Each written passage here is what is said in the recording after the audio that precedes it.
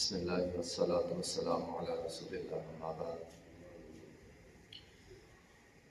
صفحہ نمبر 152 آیت نمبر 36 جو ہم پڑھ رہے تھے، اس میں چند ایک حقوق اللہ رب العزت نے بیان کیے تھے۔ اعوذ باللہ من الشیطان الرجیم، بسم اللہ الرحمن الرحیم۔ وَاعْبُدُوا اللَّهَ، اللہ کی عبادت کرو، وَلَا تُشْرِكُوا بِهِ شَيْئًا، اس کے ساتھ کسی کو شریک نہ ٹھہراؤ، وَبِالْوَالِدَيْنِ إِحْسَانًا، والدین کے ساتھ احسان کرو۔ یہاں تک آیت کریمہ ہم نے پڑھ لی تھی۔ آگے ہے وَبِذِي الْقُرْبَىٰ، قریبی رشتہ دار۔ قرآن یہ کہتا ہے کہ قریبی رشتہ دار اس کا خیال رکھو۔ رشتہ داروں کا بندے کو پتہ ہونا چاہیے، نہیں پتہ تو پتہ کرنا چاہیے، اور پتہ کر کے ان کا خیال رکھنا یہ ہماری ذمہ داری ہے۔ رشتہ دار خواہ اچھا ہو خواہ برا ہو، ایک رشتہ دار ہے آپ کا لیکن اچھا نہیں ہے، اسلام یہ کہتا ہے اس کے ساتھ بھی آپ صلہ رحمی کریں۔ ہو سکتا ہے آپ کی صلہ رحمی کی وجہ سے وہ اچھا بن جائے۔ پھر اگر رشتہ دار والیتامیٰ والمساکین، یتیموں کا خیال بھی رکھنا ہے، مسکینوں کا خیال بھی رکھنا ہے، اس کی تفصیل پیچھے ہم نے پڑھی یتیموں کی۔ اگر رشتہ دار بھی ہے، یتیم بھی ہے، مسکین بھی ہے، اس کا زیادہ حق بنتا ہے آپ اس کا خیال رکھیں۔ نبی علیہ السلام نے فرمایا جو رشتہ دار یتیم مسکین ہو اس کو دو گے دوہرا اجر ملے گا، ایک یتیم مسکین کا خیال رکھنے کا اور ایک صلہ رحمی کا۔ نبی علیہ السلام فرمایا کرتے تھے صحابہ کرام کو، فرمایا میرے صحابہ میرے لیے یتیموں مسکینوں کو تلاش کر کے لاؤ، میں نے ان کو کھلانا ہے۔ یعنی اگر نہیں ملتے تو تلاش کرو، ان کو کھلانا ہے۔ پھر ایک حدیث میں ہے نبی علیہ السلام نے فرمایا یتیموں مسکینوں رشتہ داروں پہ خرچ کرو، اللہ تمہیں رزق دے گا۔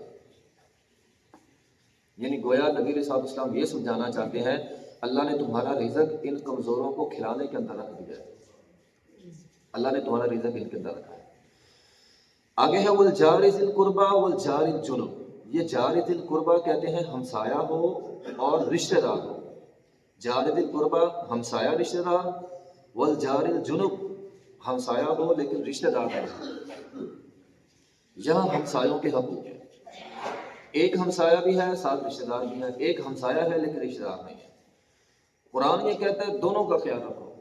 نبی علیہ السلام نے فرمایا جو اللہ پہ یوم آخرت پہ ایمان رکھتا ہے وہ ہمسائے کو تکلیف نہ دے۔ ایک حدیث میں ہے نبی علیہ السلام نے 3 بار قسم اٹھائی، اللہ کی قسم وہ بندہ مومن نہیں، اللہ کی قسم وہ مومن نہیں، اللہ کی قسم وہ مومن نہیں ہے۔ صحابہ کرام فرماتے ہیں اللہ کے رسول کون مومن نہیں؟ فرمایا جو اپنے ہمسائے کو تنگ کرتا ہے۔ 3 بار قسم، آپ تو ویسے کہہ دیتے وہ مومن نہیں تو بات ٹھیک تھی، 3 بار قسم کھا کے کہا جو اپنے ہمسائے کو تنگ کرتا ہے وہ مومن نہیں ہے۔ مسلم کی حدیث ہے۔ اسی طرح ایک اور حدیث ہے، نبی علیہ السلام کے ساتھ ایک عورت کا تذکرہ کیا گیا، کہا اللہ کے رسول عورت بڑی اچھی ہے، نیک ہے، نفلی نمازیں، فرضی نمازیں، نفلی روزے، فرضی روزے، زکوٰۃ، صدقہ و خیرات، سارے کام اچھے کرتی ہے، اس میں صرف ایک برائی ہے۔ برائی کیا ہے؟ اس کی زبان سے اس کا پڑوسی محفوظ نہیں ہے۔ اور دوسری عورت ہے اللہ کے رسول صلی اللہ علیہ وسلم صرف فرضی کام کرتی ہے، فرضی نمازیں، فرضی روزے، فرضی زکوٰۃ، کوئی نفلی زیادہ کام نہیں کرتی، لیکن خوبی یہ ہے اس کی زبان سے اس کا پڑوسی محفوظ ہے۔ نبی علیہ السلام نے فرمایا پہلی عورت جو سارے کام ہی کرتی تھی صرف زبان سے پڑوسی محفوظ نہیں، وجبت لہ النار، اس کے لیے جہنم کی آگ واجب ہو گئی۔ آپ دیکھیں وہ سارے کام کرتی ہے، نماز، روزہ، صدقہ و خیرات، سارے کام کر رہی ہے، صرف اس کی زبان سے اس کا پڑوسی محفوظ نہیں۔ آپ فرما رہے ہیں وجبت لہ النار، وہ جہنم میں جائے گی۔ اور دوسرے کے لیے فرمایا وجبت لہ الجنہ، جس کی زبان سے اس کا پڑوسی محفوظ ہے، فرمایا وہ جنت میں جائے گی۔ کتنی سخت وعید ہے۔ نبی علیہ السلام نے فرمایا ابو ذر رضی اللہ تعالیٰ فرمایا سالن پکاؤ، شوربہ زیادہ کرو، اپنے ہمسائے کو دیا کرو۔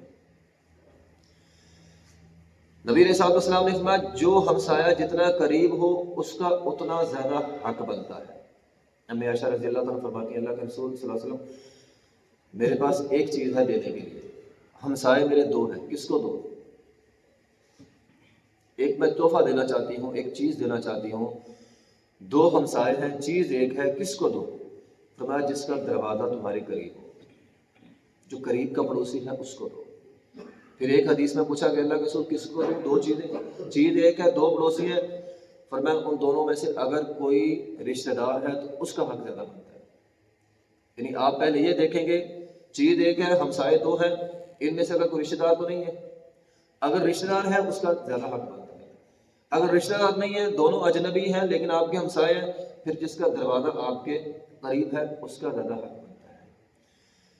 نبی علیہ الصلوۃ والسلام نے فرمایا کوئی عورت اپنے ہمسائے کے تحفے کو حقیر نہ سمجھے، اگرچہ وہ بکری کا کھوری کیوں نہ ہو، اس کو بھی حقیر نہ سمجھے۔ معمولی سا تحفہ ہے، اسے قبول کرے، آپ کو اچھا نہیں لگتا لیکن قبول کر لیں، رکھ لیں، اسے حقیر نہ سمجھے۔ نبی علیہ الصلوۃ والسلام نے فرمایا تم میں سے کوئی آدمی اپنے ہمسائے کو لکڑی کا چھتیر رکھنے سے منع نہ کرے۔ وہ دیواریں ہوتی ہیں نا، سانچ کھاتے کی دیواریں، تو لکڑی کے چھتیر رکھتے تھے، آج کل لائٹر بڑھتے ہیں، تو فرمایا منع نہ کرے۔ ایک حدیث میں ہے، بخاری کی ابن ماجہ کے اندر موجود ہے، نبی علیہ الصلوۃ والسلام نے فرمایا جس کا ہمسایہ یہ کہہ دے یہ بندہ اچھا ہے، وہ بندہ اچھا ہے، جس کا ہمسایہ یہ کہہ دے یہ بندہ برا ہے، وہ بندہ برا ہے۔ یعنی ہمسائے کی شہادت اللہ تعالیٰ قبول کرتے ہیں، ہمسائے کی شہادت قبول کرتے ہیں۔ نبی علیہ الصلوۃ والسلام نے فرمایا تم میں سے کوئی آدمی ایسا نہ ہو خود پیٹ بھر کر کھائے اور اس کا ہمسایہ بھوکا ہو۔ فرمایا اگر ایسا ہوا وہ بندہ مسلمان نہیں ہے۔ آپ نے ایمان کی نفی نہیں کی، آپ نے اسلام کی نفی کر دی اس کی۔ گویا وہ مسلمان نہیں ہے جو پیٹ بھر کے کھاتا ہے، اس کا ہمسایہ بھوکا ہے۔ ایک حدیث میں ہے نبی علیہ الصلوۃ والسلام نے فرمایا جبرائیل میرے پاس آئے، اتنی بار ہمسایوں کے حقوق بیان کیے، مجھے ڈر لگا کہیں وراثت میں سے حصہ نہ دینا پڑ جائے۔ دیکھیں کتنی ساری حدیثیں میں نے آپ کو سنائی، 12 13 14 حدیثیں سنا دی ہیں، یہ ہمسایوں کے حقوق کے حوالے سے۔ ہمارے ہاں یہ سسٹم ایسا چل نکلا ہے، بعض لوگوں کو پتہ ہی نہیں ہوتا ہمسایہ ہے کون، کیا کرتا ہے، کون ہے۔ تو یہ ہمسایوں کے حقوق ہے، کم از کم ہمیں پتہ ہونا چاہیے میرے ارد گرد کون رہتا ہے، ماڑا تو نہیں ہے، لازمی نہیں وہ مانگنے والا ہے، ماڑا ہو سکتا ہے لیکن مانگتا نہیں ہے، اس نے کبھی آپ سے سوال نہیں کیا، غور کریں، جانچ پڑتال کریں، اگر ماڑا ہے تو اس کا حق بنتا ہے اسے دیں۔ آگے ہے وصاحب بالجنب، یہ جو صاحب بالجنب ہے نا، یہ کہتے ہیں پہلو کا ساتھی۔ اس کا مطلب یہ ہے کہ آپ کا قریبی ہمسایہ تو نہیں ہے، آپ کی گلی میں رہتا ہے، آپ کے محلے میں رہتا ہے، آپ کی جس دکان پہ آپ کام کرتے ہیں یا جو آپ جاب کرتے ہیں، جس جگہ پہ جاب کرتے ہیں وہاں پہ یہ بھی جاب کرتا ہے، آپ کے دفتر کا ساتھی، آپ کی جاب کا ساتھی، آپ کے سفر کا ساتھی، یہ آپ کی مسجد کا ساتھی، یہ سارے مل کے ہم کلاس پڑھتے ہیں، یہ کلاس کا ساتھی، ہم سارے ایک مسجد میں جا کے نماز پڑھتے ہیں، آپ کا نمازی ساتھی، تو یہ سارے وصاحب بالجنب کے اندر آتے ہیں۔ تو قرآن کیا کہتا ہے؟ وصاحب بالجنب کا خیال رکھنا ہے۔ آپ ایک گاڑی میں سفر کرتے ہیں، ایک جگہ جاتے ہیں، آپ کا ساتھی، اس کا خیال رکھنا ہے۔ ہم سارے یہاں پہ مسجد میں آتے ہیں، ہمیں پتہ ہونا چاہیے ہمارے مسجد کے نمازیوں میں کمزور کون ہے، لازمی جو مانگنے والا ہے، بعض ایسے بھی ہوتے ہیں کمزور ہیں مانگتے نہیں ہیں۔ تو قرآن کیا کہتا ہے؟ وصاحب بالجنب، جو بھی آپ کا قریبی ساتھی ہے، کسی بھی لحاظ سے ساتھی ہے، آپ کے ساتھ اس کا کوئی بھی تعلق ہے، اس کی جانچ پڑتال کریں، اگر کمزور ہے تو اس کا خیال رکھیں۔ وابن السبیل، مسافر خانہ، نبی علیہ الصلوۃ والسلام نے فرمایا جس نے مسافر خانہ تعمیر کیا اس کے لیے وہ مسافر خانہ صدقہ جاریہ بن جائے گا۔ ابو سعید خدری رضی اللہ عنہ فرماتے ہیں ہم نبی علیہ الصلوۃ والسلام کے ساتھ سفر کر رہے تھے، آپ علیہ الصلوۃ والسلام نے فرمایا جس کے پاس 2 سواریاں ہیں وہ اسے دے دے جس کے پاس سواری نہیں ہے، جس کے پاس کھانے کی زائد چیز ہے وہ اسے دے دے جس کے پاس کچھ نہیں ہے، جس کے پاس پانی پینے کے لیے زائد ہے وہ اپنے اس مسلمان بھائی کو دے دے جس کے پاس پینے کے لیے کچھ نہیں ہے۔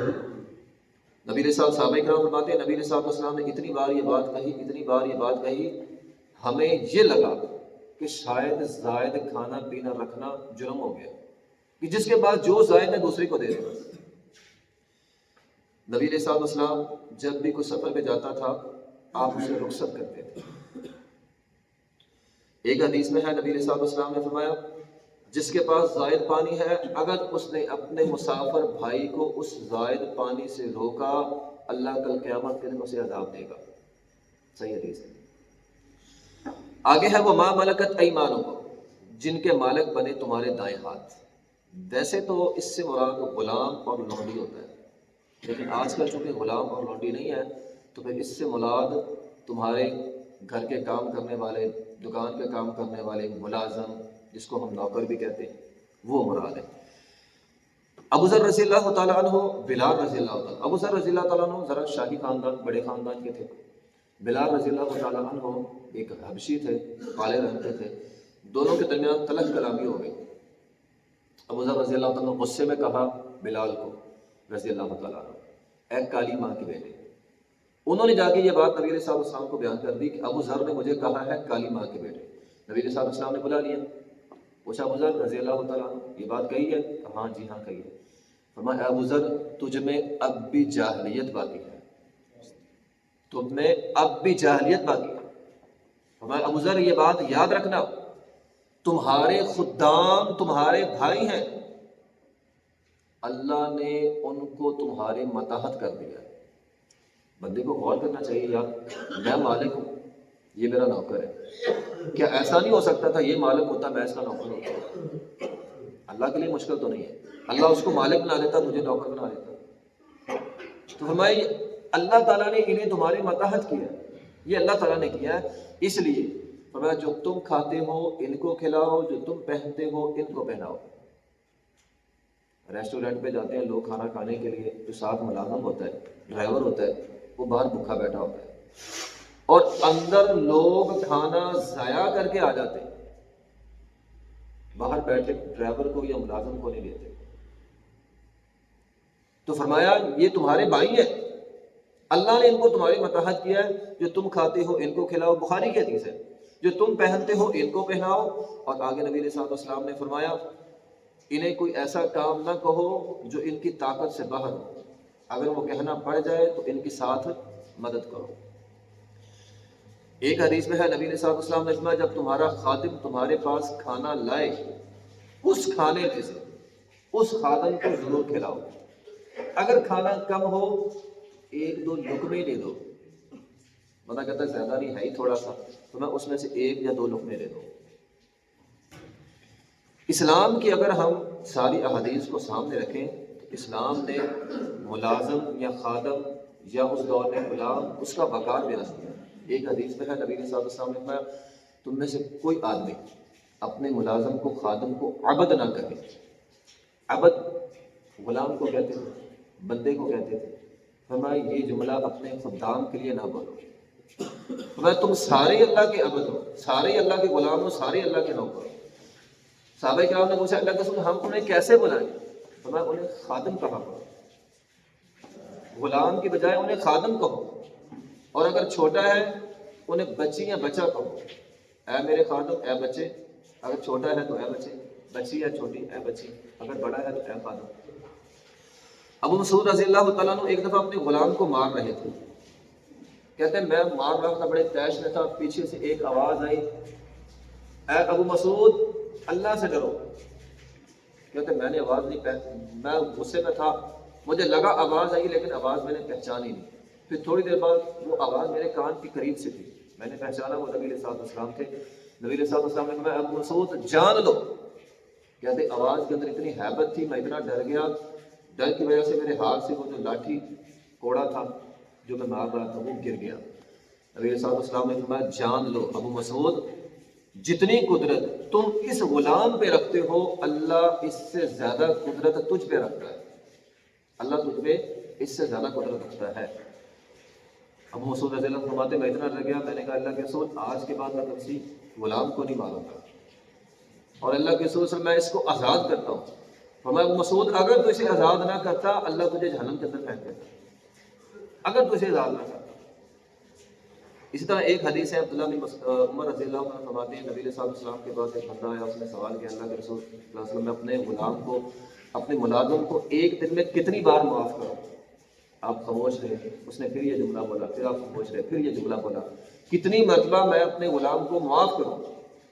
نبی علیہ السلام نے فرمایا ایک دن میں 70 مرتبہ، یعنی ایک دن میں کم از کم 70 مرتبہ تو انہیں معاف کرنا ہے، پھر بھی غلطی کرتا ہے پھر سختی کر دو۔ تو بہرحال یہ ہے وما ملکت ایمانکم، جن کے مالک بنے تمہارے دائیں ہاتھ۔ ان اللہ لا يحب من كان مختالا فخورا، اللہ تعالیٰ فرماتے ہیں اللہ تکبر کرنے والے، فخر کرنے والوں کو پسند نہیں کرتا۔ یہ اللہ رب العزت نے پیچھے حقوق اللہ بھی اور حقوق العباد بھی، اللہ کا حق جو ہے عبادت کرنا، شرک نہیں کرنا، اور ساتھ والدین کا حق، قریبی رشتہ داروں کا حق، یتیموں کا، مسکینوں کا، پڑوسیوں کا، مسافروں کا اور ملازموں کا حق اللہ رب العزت نے بیان کیا ہے۔ فرمایا ان حقوق کو ادا کرنا ہے، تکبر بھی کرنا، فخر نہیں کرنا، ورنہ اللہ تعالیٰ تمہیں پسند نہیں کرے گا۔ آخر دعوانا الحمدللہ۔